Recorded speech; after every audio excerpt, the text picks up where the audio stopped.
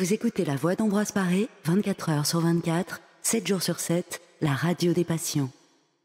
Vous êtes bien sur La Voix d'Ambroise Paré, la radio des patients et des soignants.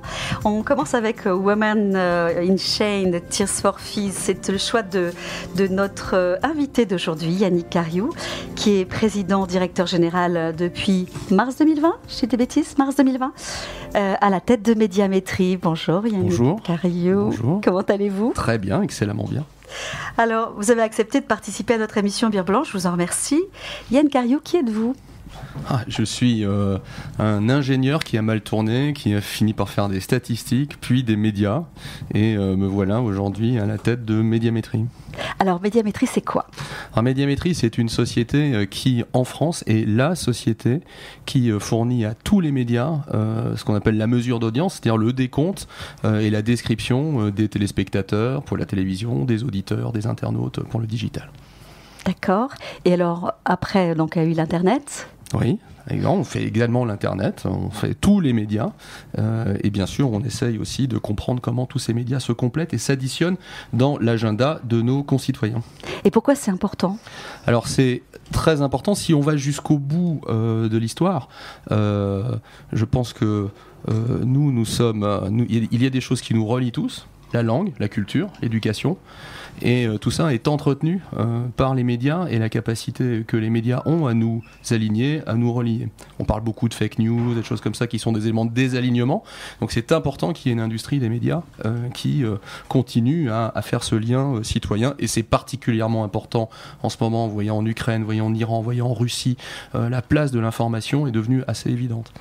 Et malheureusement, les médias, ça coûte cher. Tout le monde n'est pas bénévole, comme vous l'êtes. Tout le monde ne peut pas l'être. Et donc, pour rassembler les moyens financiers, il y a deux sources. L'impôt. Alors, ce n'est pas extensible à l'infini, comme tout le monde le sait, et il y a la publicité. Et dans les deux cas, à la fois, parce que par exemple cet après-midi je vais au Parlement parler d'audience, l'impôt doit être justifié par un certain nombre de performances d'audience, et puis évidemment en publicité, les gens qui achètent de la publicité achètent des contacts avec des consommateurs et des futurs clients, et tout ça, ça se régit par l'audience. Et donc en fait l'audience, c'est un intermédiaire de calcul, une monnaie d'échange si vous voulez, mais qui est absolument nécessaire pour garantir la santé des médias et au-delà le rôle des médias dans des démocraties vivantes. Donc c'est pour ça qu'on fait ce métier-là et on le fait évidemment avec sérieux, beaucoup de science, beaucoup de moyens, beaucoup de technologie. Et donc plus on a d'auditeurs, plus on peut vendre la publicité plus cher. Alors en général c'est vrai. Alors c'est pas exactement vrai puisque en fait je grossis le trait. Vous grossissez un tout petit peu le trait parce que la qualité du contact avec les auditeurs est pas toujours exactement la même. C'est pas totalement la même chose si vous êtes engagé dans une émission de radio, une émission de télévision, ou si vous, comme disait Jeanne, vous swipez du TikTok. Donc on a aussi des questions sur le niveau d'engagement des auditeurs, en tout cas des utilisateurs des médias au sens large avec les supports publicitaires. Et donc depuis que Médiamétrie existe, depuis quand d'ailleurs ? Une quarantaine d'années, bientôt 40 ans. D'accord. Donc il y a d'autres moyens de mesure que vous avez puisque les supports ont changé ou c'est toujours la même façon de compter Ah non, c'est une permanente évolution méthodologique. Vous savez, il y a 40 ans, ça se faisait avec du papier et du crayon. On interrogeait les gens, vous avez écouté quoi, vous avez regardé quoi la veille. Et puis l'électronique est arrivée. Et aujourd'hui, vous voyez, par exemple pour la télévision, c'est une combinaison de technologies. Alors on a évidemment des fameux panélistes Médiamétrie qui sont cachés, secrets, personne ne sait où ils sont et c'est très bien comme ça, donc nous on sait bien sûr. Donc chez ces gens-là on a des petits dispositifs électroniques qui enregistrent qui enregistrent toutes leurs écoutes et puis de plus en plus on mélange les données de ces panels avec des données qui peuvent venir des serveurs informatiques, des box internet, etc. puisque au fur et à mesure que les usages se digitalise, comme on dit, donc c'est de plus en plus de la télé sur internet, sur télévision connectée, etc. Tout sur ça, tablette, ça laisse sur tablette. Tout ça, ça laisse des traces informatiques et ces traces informatiques, on les combine évidemment à nos panels pour encore affiner la mesure. Elles sont recueillies par vos services, en fait. Recueillies par nos services.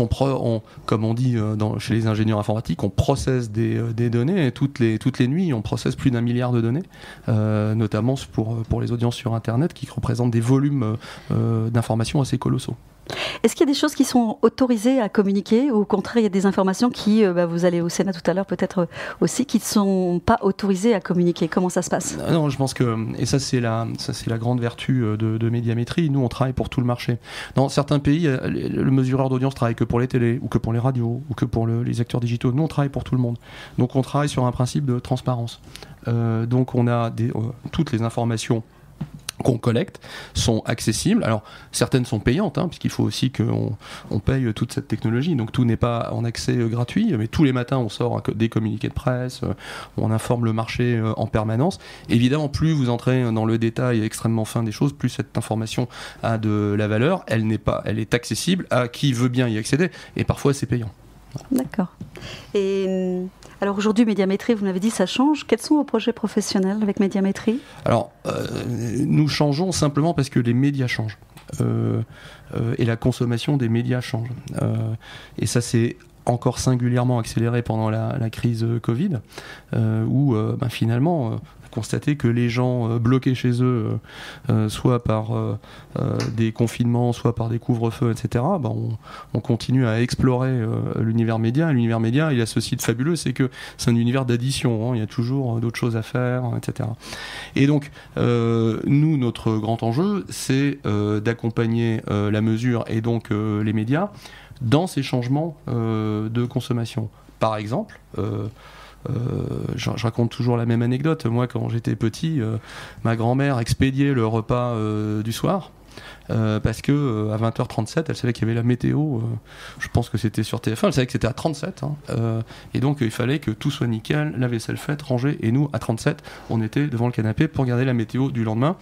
Et comme elle était très précautionneuse, elle regardait aussi la météo après sur la chaîne d'à côté pour être sûre que les choses disent la même chose. Bon, je vous rassure, mon père fait pareil avec Tatiana Silva. Voilà. C'est la Mecque. Ce temps-là est révolu. C'est-à-dire qu'aujourd'hui, plus personne vraiment ne se met une contrainte de temps sur son propre emploi du temps pour regarder quelque chose de précis à la télévision, puisque vous pouvez faire des pauses, vous pouvez revenir en arrière, vous pouvez regarder, et donc en fait c'est la relation, l'ancrage à la chronologie du temps, l'ancrage à la chronologie qui est en train de progressivement s'estomper pour les consommateurs de télé, et donc les gens font de plus en plus ce qu'on appelle du replay, ou de la télévision de rattrapage, ou de la télévision à la demande, on peut l'appeler de plein de façons.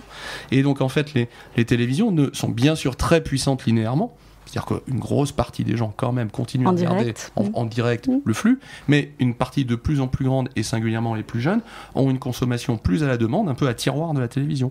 Donc ça, par exemple, accompagner ces mouvements-là et accompagner les chaînes de télévision et la radio, c'est exactement la même chose dans ce qu'on appelle la délinéarisation du média.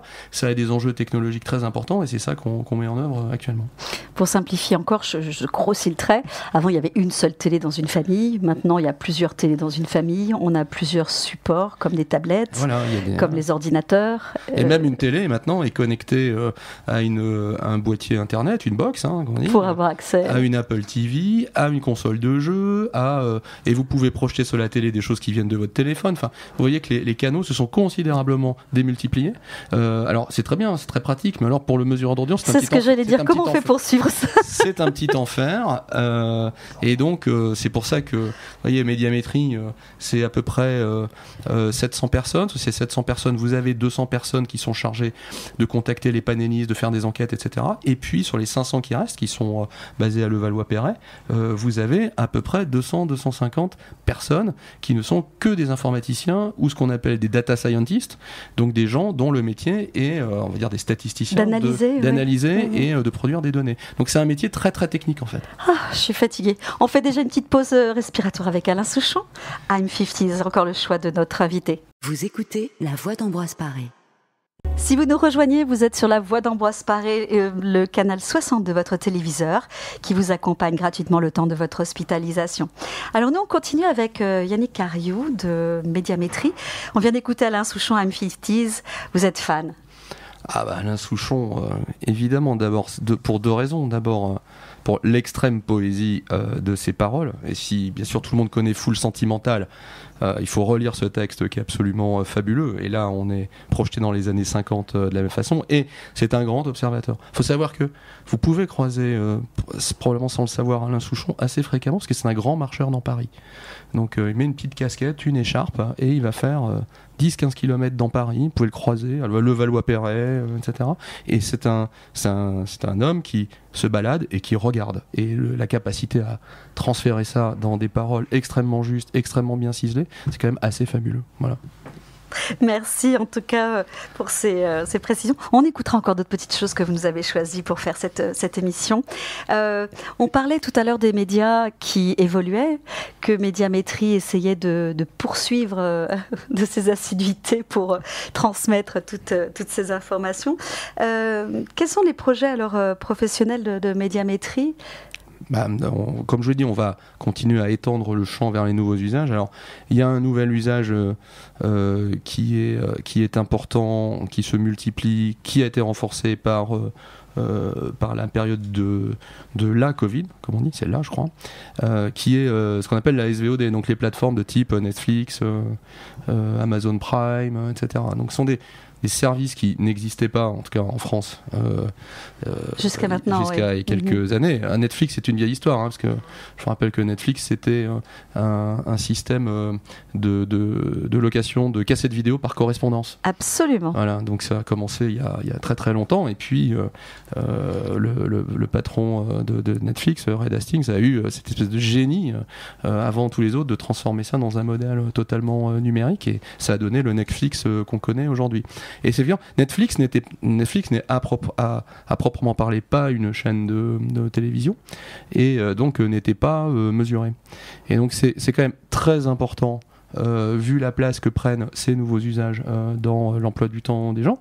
Certains d'ailleurs ne faisant plus totalement la différence entre ce que je regarde à la télé, ce que je regarde du contenu en fait. Donc c'est très important d'ajouter des mesures de ces nouvelles plateformes dans notre total, parce que si vous voulez comprendre évidemment ce que font nos concitoyens, il faut avoir une mesure très précise de ça. Et dans le domaine de la radio, puisqu'on fait de la radio aujourd'hui, même si on a une petite caméra, dans le domaine c'est de la radio. C'est de la radio. C'est de la radio, voilà, plus. Dans le domaine de la radio, c'est la même chose. De plus en plus de gens écoutent des podcasts. Donc ces podcasts sont une forme, comme je le disais tout à l'heure, je dirais asynchrone, donc déconnecté de l'obligation du live et du direct. C'est une nouvelle façon de consommer de l'audio. Et de la même façon, il faut à la fois mesurer les podcasts pour eux-mêmes et comprendre comment les uns et les autres font des choix d'arbitrage ou des choix entre j'écoute en direct, j'écouterai plus tard, etc. Parce que les gens qui fabriquent des grilles de programmes ont besoin de savoir ça. D'avoir des retours. D'avoir des retours, exactement. Alors, pour être dans la confidence avec nos auditeurs, on s'est croisés sur un événement particulier, sur Greenlandia. Vous voulez en parler un petit peu ? Oui, alors on s'est croisés le jour de l'annonce d'un partenariat que Médiamétrie avec une association qui s'appelle Greenlandia. Alors, je vais dire un mot sur Greenlandia, bien entendu, mais ça procède d'une démarche très volontaire de l'entreprise, où, sans être grandiloquent, je pense que la problématique environnementale est prise en compte par de plus en plus de gens, et que les entreprises ont un rôle important, on va dire, dans la diminution de l'empreinte carbone. Mais il ne faut pas se tromper, une fois qu'on a dit on va diminuer l'empreinte carbone, les problèmes commencent. Parce que diminuer l'empreinte carbone, ça veut dire faire des choix qui ne sont pas forcément des choix les plus simples, les plus faciles. Il faut revoir tout un tas d'habitudes, de processus, de choix d'investissement, etc. C'est un vrai travail. Et donc, dans des entreprises qui sont quand même des lieux sur lesquels s'exerce une certaine contrainte, économique, sociale, etc., s'ajoute cette contrainte. Et nous, on a fait le choix de la mettre très fort, très haut, c'est que notre stratégie inclut une ambition environnementale très forte. Nous faisons plus que ce que nous impose la loi. Nous faisons un bilan carbone tous les ans.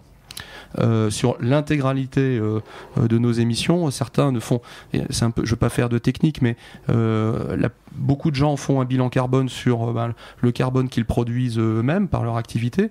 Nous faisons ça.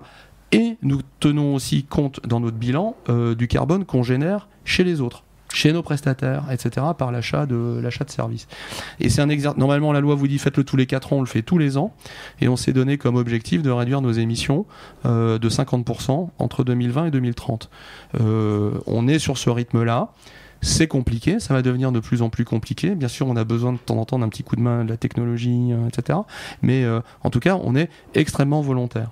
Simplement, et vous allez comprendre Greenlandia, c'est une somme de contraintes et vous savez, les contraintes, ça fatigue et ça épuise les gens.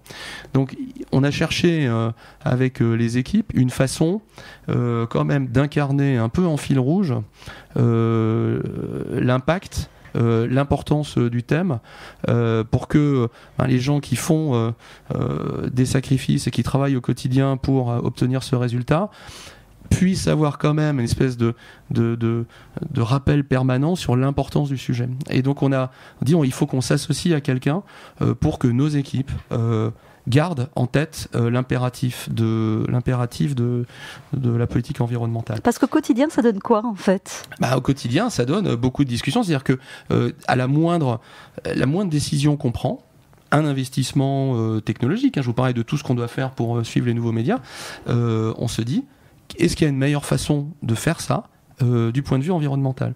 C'est une démarche très systématique et assez lourde et assez casse-pied. Donc c'est pas uniquement de la consommation moins de papier, de trajets, c'est y compris les mails, les envoyés, Mais même,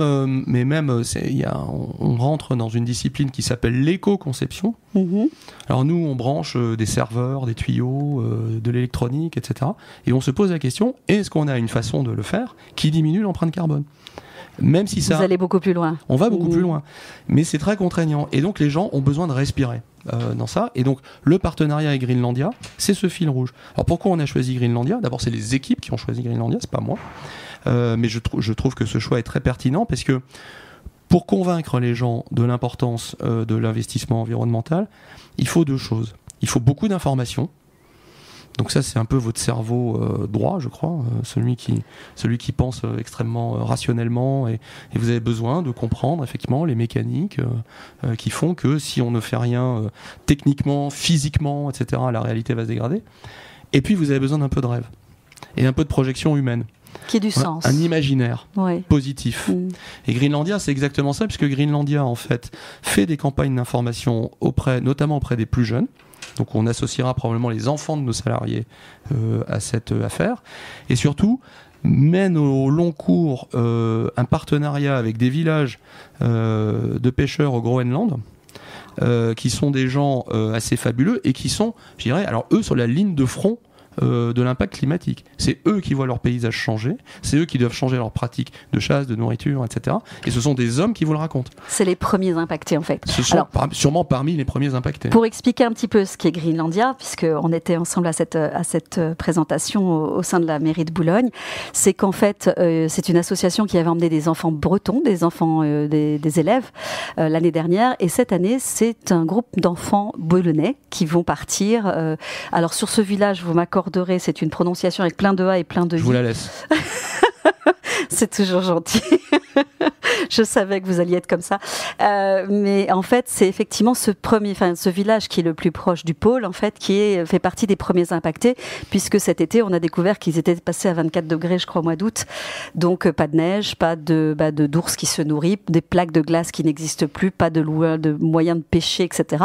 Et donc, le fait d'avoir ce retour sur ce village permet de dire à nos petits citadins que nous sommes l'urgence de faire quelque chose au niveau de cet environnement. Et je comprends que vos salariés aient besoin de cet imaginaire pour se dire ok, c'est loin, mais nous ici on peut faire quelque chose. Exactement. Et en plus c'est fait avec une esthétique. Puisqu'ils produisent des films, des photographies sublimes, etc. Magnifique. Donc c'est aussi une façon. Ça nourrit l'imaginaire. En plus, nous, on est évidemment proche des milieux audiovisuels, donc ça correspond un peu aussi à une forme de culture. C'est le même environnement, oui. Et ça ne fait pas que de l'éco-anxiété. ça. que ça donne envie, humainement, de s'associer au destin de gens qu'on ne connaît pas et probablement qu'on ne connaîtra jamais. Mais voilà, ça fabrique un peu de fraternité autour de la problématique environnementale. Et je pense que c'est extrêmement nécessaire pour qu'on ne soit pas que à retracer des algorithmes informatiques, d'installer des nouveaux serveurs moins consommateurs, etc., etc. Donc c'est une forme de récompense symbolique aussi à maintenir cet investissement dans le temps. On continue avec David Bowie et Frédéric Mercury. Vous écoutez La Voix d'Ambroise Paré. Under Pressure, David Bowie et Frédéric Mercury. Encore un choix de notre invité, Yannick Cariou de Médiamétrie.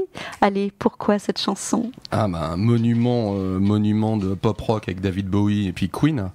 Et une chanson assez extraordinaire, un peu fresque, un peu Rhapsody, comme Bohemian Rhapsody de Queen, avec pas un moment qui ressemble à l'autre, une divagation musicale absolument, c'est bien dit, absolument fascinante, très rock, très douce.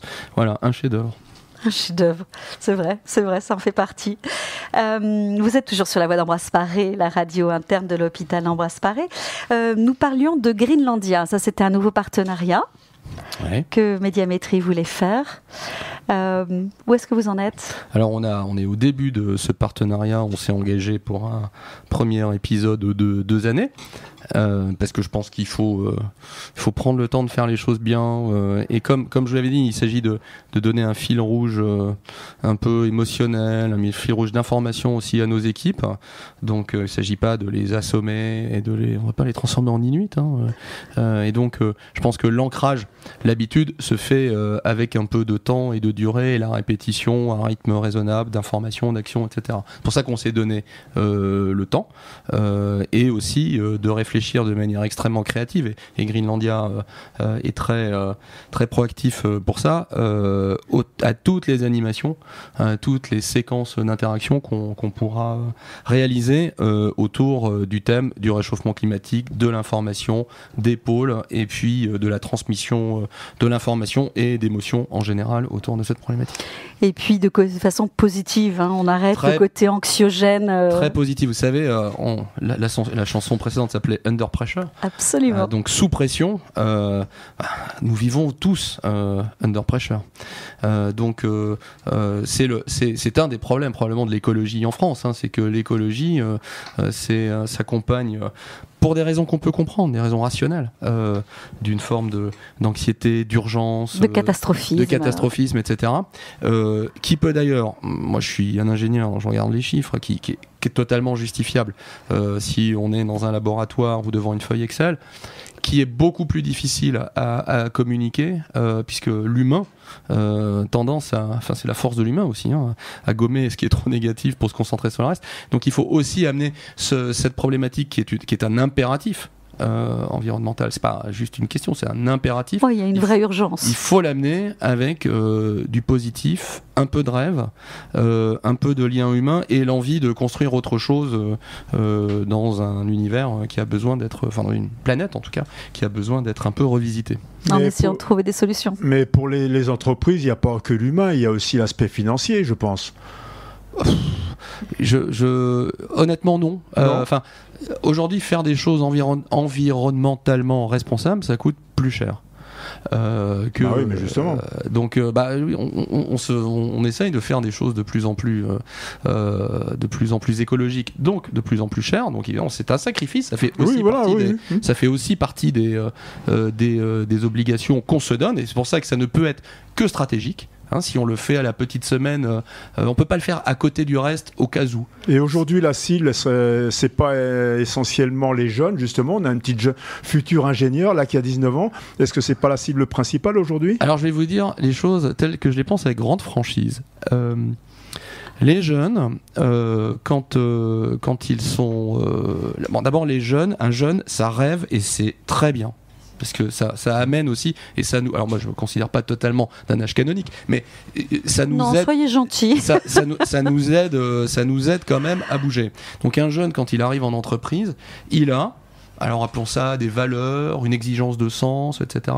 En tout cas, il a un certain nombre de demandes. Et oui, il pose la question au moment du recrutement de est-ce que vous êtes une entreprise qui fait ceci, qui fait cela, etc. C'est nouveau ça comme question maintenant qu'ils viennent au recrutement. Oui, ça arrive. Il pose d'abord la question du télétravail, après la question de l'environnement. Mais il pose cette question. Et donc ça montre bien que c'est un problème qui a pénétré cette génération. Après, vous savez, les jeunes sont certes jeunes, mais ils en restent pas moins humains. Même chez les jeunes, il faut entretenir la flamme. Même chez les jeunes. Et moi, je discute avec pas mal de gens qui sont investis dans cette question en termes de management d'entreprise. Faut pas se tromper. Les jeunes arrivent dans l'entreprise, la secouent, nous aident à la modifier, etc. Mais c'est quand même les quinquas qui ont le pouvoir. C'est le quinquat qui est... moi, j'ai 53 ans bientôt. Moi, je dirais pas. C'est moi le président, c'est moi qui décide. Alors, bien sûr, je suis pas autocratique, mais en fait, on dit souvent c'est les jeunes qui vont changer le... Non. Ceux qui peuvent vraiment changer la donne aujourd'hui et passer le relais à des jeunes qui auront été éduqués, dont on aura maintenu la flamme, c'est donc pas les décourager, c'est les gens qui ont entre 40 et 60 ans aujourd'hui. Donc, je suis pas tellement fan de l'opposition jeune, moins jeune sur cette problématique écologique. Eux sont éduqués avec ça chevillé au corps, ils savent pas toujours comment l'activer. Et d'ailleurs, quand nous on fait des groupes d'ateliers, de machin, etc., vous avez des très bonnes idées, vous avez aussi des idées d'une très grande naïveté, ou en tout cas qui sont purement symboliques. Oui, vous savez que payer pour changer le processeur d'un serveur que vous utilisez beaucoup en informatique, ça aura plus d'impact au niveau de l'entreprise, y compris dans son bilan carbone, que de remplacer, des couverts en plastique par des couverts en bambou. Plus personne ne veut manger en couvert en plastique, c'est sûr, et il faut le faire. Mais si vous raisonnez quantitativement par rapport à l'ampleur du chantier mondial qui s'ouvre, je crois que les entreprises ont un rôle essentiel, parce que c'est dans les entreprises que les effets de levier sont très forts. Et c'est les gens d'aujourd'hui qui prennent les décisions. Donc, moi, je suis plutôt dans une dynamique inclusive. Prenons les jeunes avec nous. Oui, parce que ce seront des quinquas demain. Continuons à les former. Vous savez, dans les entreprises, beaucoup de gens font ce qui s'appelle alors la fresque écologique, la fresque du numérique, etc. Ce sont des nouvelles méthodes de formation qui permettent aux gens de prendre conscience non seulement de l'impact de ce qu'ils font, mais aussi de l'impact relatif, de la quantification. Qu'est-ce qui est vraiment important ? Et parfois, parce que on a des discours médiatiques notamment, qui sont un peu à l'emporte-pièce, qui sont un peu rapides, etc. On s'attache à des trucs qui sont symboliques, qui ne sont pas forcément les vrais leviers. Et puis, les jeunes comme nous ont des réflexes de consommation qui ne sont pas les bons. Dites à un jeune de s'acheter moins de fringues, de rentrer moins souvent dans les enseignes qui font des collections capsules ou des choses comme ça, ils vous disent oui, mais de demander leur, surtout quand il est parisien, de renoncer à son week-end à Séville, etc., c'est pas facile. Donc on est tous face à cet impératif d'effort. Et voilà, donc c'est pas les jeunes et les vieux, je pense que c'est tous ensemble. Vous écoutez La Voix d'Ambroise Paré. Allez, je vous repose la question, Michel Delpech, j'étais un ange. Alors Michel Delpech, grande voix de la chanson française, malheureusement disparue. C'est pas sa chanson la plus connue. La plus connue, non de loin. Mais c'est une chanson un peu crépusculaire. Puisque c'est plutôt vers la deuxième moitié de sa vie et les paroles sont très évocatrices. C'est avant d'avoir été cet homme, avant d'avoir été un imbécile, j'étais un ange.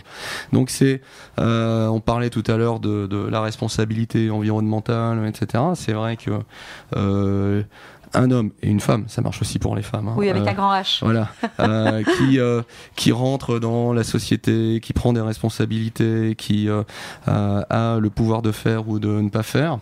Je pense que quand il a la capacité à repenser simplement, donc à repenser comme un enfant, je pense qu'il y gagne. Et en tout cas, moi, c'est ce que j'essaye de faire de mes 50 ans et plus. Vous avez une phase, vous faites votre carrière, vous avez des impératifs, vous avancez et vous êtes un petit peu sur des rails et la loco est lancée.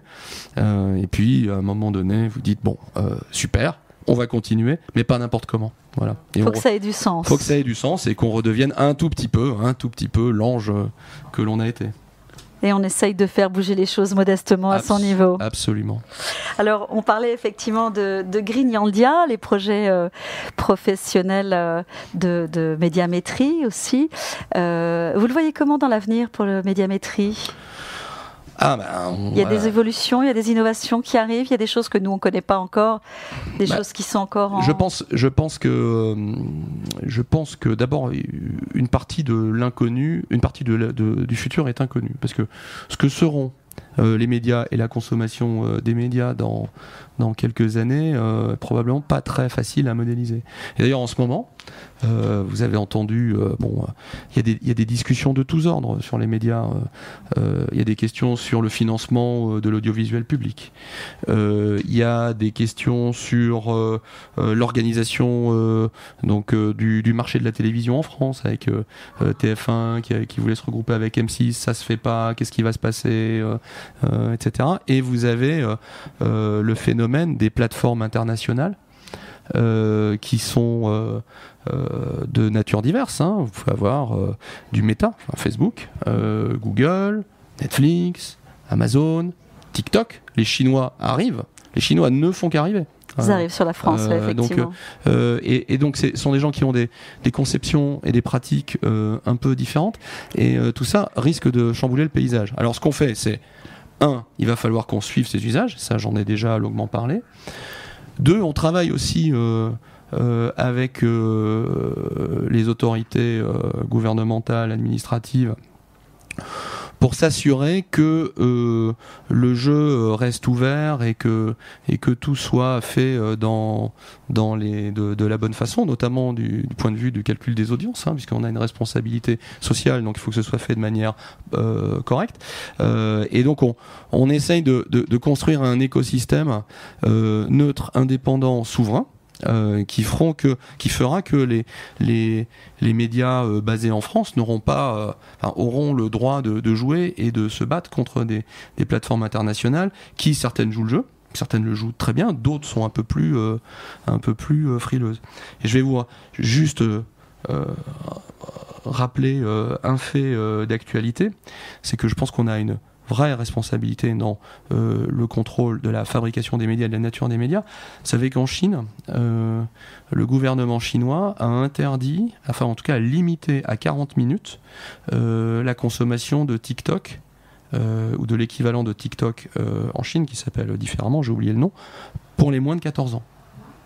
Donc c'est quand même un truc assez intéressant de se dire qu'un gouvernement se dit, bon, il y a des médias, alors on les interdit pas, etc., mais la façon dont ces médias sont organisés, le stimulus qu'ils induisent et les pratiques culturelles qu'ils induisent sur des populations, et notamment les plus influençables qui sont les jeunes, ça compte.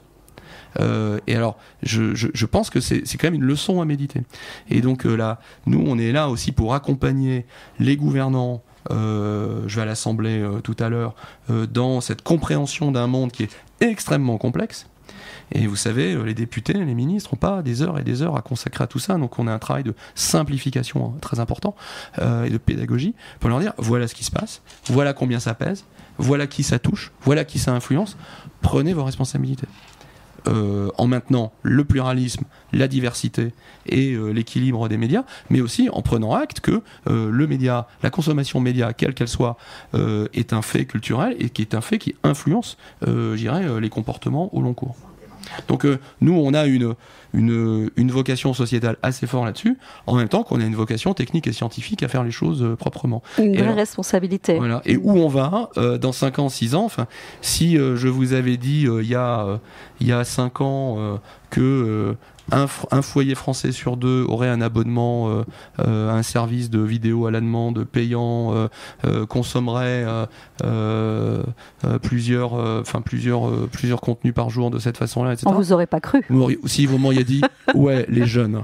Mais non, les jeunes, non. C'est l'ensemble du foyer aujourd'hui. C'est l'ensemble du foyer aujourd'hui. Mais pour rappel, en fait, c'est vrai que l'État aujourd'hui est concerné, puisque il ne faut pas oublier que les collèges, l'État a fourni énormément établissements de collège en tablette pour que les gamins puissent prendre leurs cours et communiquer en cours. Donc là, on a fait rentrer le numérique dans l'école et on est effectivement sur cette tranche de 13-14 ans à l'école. Donc il y a une vraie responsabilité de l'État finalement à laisser la main auprès d'un contenu il y a une vraie réflexion en tout cas à avoir. Absolument. Et encore une fois, c'est une réflexion compliquée parce qu'il ne s'agit pas de ne pas faire entrer le numérique dans l'école, évidemment. Parce que je veux dire, les gens qui sont à l'école sont destinés à intégrer un environnement professionnel dans lequel le numérique est omniprésent, est archi-présent.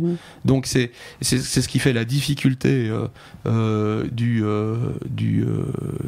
des gouvernements, enfin des décideurs en général, face à ça. C'est-à-dire qu'il faut trouver l'équilibre entre garder une société qui est en phase avec son temps, avec une compétition internationale et avec des technologies, et néanmoins protéger je dirais le patrimoine culturel, alors ce que pompeusement certains appellent le vivre ensemble, et qui passe par les médias, et qui peut être menacé. Et c'est pas pour rien d'ailleurs, si vous regardez les commissions qui s'occupent de ça, à la fois au Sénat et à l'Assemblée nationale, ce sont des commissions qui traitent des affaires culturelles, donc des médias, et de l'éducation. C'est la même commission. Et je trouve que c'est très pertinent, puisque ça a pédagogie et protection. C'est un rôle de formatage, la fabrication des médias, un rôle de formatage. Alors, on s'en rend pas toujours compte, mais vous savez, quand il y a eu la crise des Gilets jaunes, un certain nombre de voix se sont élevées en disant bon, oui, mais les médias, au sens les médias installés, ne relatent pas totalement fidèlement ce que sont les Gilets jaunes, etc. Et certains avaient même dit le vrai média des Gilets jaunes, c'est Russia Today. Ouais. Et ça, c'était avant la crise en Ukraine, etc. Maintenant, Russia Today, vous avez vu ce que c'est devenu. Donc, il faut faire attention parce que le glissement est assez rapide. On peut parfois, par simplification, dire il y a des bons médias, il y a des mauvais médias, etc. Je pense que être journaliste, c'est un métier, c'est une déontologie, ça ne s'invente pas, ça n'est pas être influenceur. C'est répondre à une éthique et à des méthodes, une rigueur professionnelle. Tout ça, c'est un coût. Ouais. Tout ça, c'est un coût énorme. Faire de l'information objective, ça coûte très cher. Et donc ça, il faut effectivement le financer. Et c'est aussi pour ça qu'on est là. Allez, un petit peu de légèreté avec Eddie de Pretto, Bateau-mouche. Vous écoutez La Voix d'Ambroise Paré.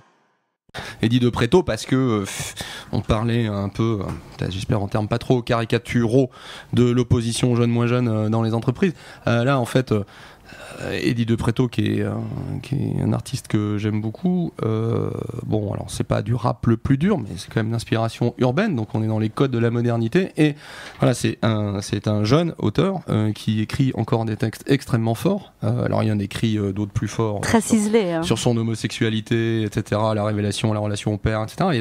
Et là, je pense que c'est un grand artiste, peut-être pas la voix du siècle, mais en tout cas une capacité, effectivement, comme vous le disiez, à ciseler des propos dans l'air du temps, très moderne, très courageux parfois, avec une esthétique urbaine que j'aime bien. Très poétique, très poétique. On parlait des projets professionnels, les projets personnels de Yannick Cariou en début d'année 2023, on peut en parler ? Oui, on peut en parler. Alors, on a d'abord récupéré d'une longue bronchite. C'est déjà très gentil d'être venu. Voilà, quand l'âge vient, ça finit par devenir des problèmes. Vous n'êtes pas venu en patient, hein ? Non, je ne suis pas venu en patient. Rassurez-moi. Je suis venu en guéri, ou en voie de guérison. Après, évidemment, quand vous dirigez une société comme Médiamétrie, bon, c'est pas la plus grande société du monde, mais elle est très impliquée dans un écosystème complexe avec beaucoup d'interactions. Donc très active. Ça vous prend énormément de temps. Mais aussi de penser, parce qu'il y a tout ce que vous cogitez quand vous n'êtes pas au boulot qui reste là. Donc c'est un vrai diriger une société, c'est du H24. C'est un job à temps plein parce que vous pouvez pas vous empêcher d'y penser. Donc c'est vrai que les projets professionnels parfois sont un tout petit peu mis en second plan. Chronophage sur la vie personnelle. Oui, chronophage sur la vie personnelle mais si je disais s'il y a un sujet qui m'intéresse pour les années à venir, à part prendre quand même un peu de vacances de temps en temps. Bon, mes enfants sont grands, je les suis, etc. Mais je suis un peu sorti de cette phase d'inquiétude. Ils ont toujours besoin de nous quand même. Oui, je suis pas très inquiet. Non, mais c'est beaucoup s'intéresser à la façon en fait dont on fait les choses. On en a beaucoup parlé pour l'environnement et ce qu'on fait avec Greenlandia, mais je pense qu'à un certain stade de votre carrière, les Anglais, les Anglo-Saxons appellent ça un peu le give back. Alors, enfin, c'est très précis. Give back chez les Américains, ça veut dire donner beaucoup d'argent à l'association des anciens de votre école. Et donc, bon, moi, je suis pas totalement exemplaire là-dessus. Mais par contre, dans la façon de faire les choses, dans la façon d'accueillir les jeunes dans les entreprises, la façon de leur proposer du sens, que vous soyez aussi ça ou dans des associations sportives. J'ai été à un moment donné dirigeant de clubs sportifs. Je pense que c'est pas simplement pour gagner des compètes, en fait j'en avais strictement rien à faire, mais c'est qu'est-ce que vous faites des jeunes qui vous donnent du temps, et qu'est-ce que vous en faites, comment vous les aidez, etc. Donc toutes ces réflexions là qui sont des réflexions, si on prend un grand mot, des réflexions sur comment on fait rentrer un peu d'humanisme dans tout ce qu'on fait. Voilà, ça me prend un peu de temps, ça me prend un peu de lecture, ça me prend un peu de temps, alors ça, peu de gens le savent, un peu de temps d'écriture que je garde pour moi pour l'instant, parce que je pense qu'il faut aussi structurer ses idées. Et c'est un peu mon projet des quelques années à venir, c'est de maturer ça par la pratique. C'est pas toujours simple, par la pensée, ça c'est un peu plus simple, et d'essayer de reconnecter les morceaux, sans nier qu'on vit dans un monde sous contrainte, parfois ambigu, avec des décisions pas toujours terribles, mais qu'il faut bien prendre. Et le modèle pour moi là-dessus, c'est un bouquin un peu vieux déjà d'Edgar Morin. Edgar Morin avait écrit après la crise des subprimes de 2009, 2010, 2008. Absolument. Il a écrit un bouquin, c'est un bouquin de 2016 qui s'appelle La Voix. Et qui est en fait un bouquin extrêmement politique, puisque c'est presque un projet de société décrit en 300 pages. Et il se trouve que je l'ai repris il n'y a pas très longtemps, alors après la crise Covid. Donc vous voyez qu'en fait tout le diagnostic qui établissait était évidemment amplifié par ce qui s'était passé. Et alors on prend pas tout, enfin on a le droit à un esprit critique, même quand c'est maintenant le monument Edgar Morin qui s'exprime, mais il y a quand même cette idée d'humanisme sous-jacent à beaucoup de choses, et voilà, j'essaierai de l'appliquer comme je peux. Merci beaucoup, nous arrivons déjà à la fin de notre émission. Merci infiniment d'être venu nous rejoindre dans les studios de La Voix d'Ambroise Paré. Merci d'avoir suivi cette émission. Merci avec Patrick à la technique, que je remercie. Merci à toi pour cette belle émission. On vous a distrait pendant une petite heure. Je vous souhaite un prompt rétablissement et un retour rapide à la maison. À bientôt, Yann Cariou. À bientôt, merci. La Voix d'Ambroise Paré est aussi sur Internet. Suivez l'actualité de La Voix d'Ambroise Paré sur notre site et sur notre page Facebook.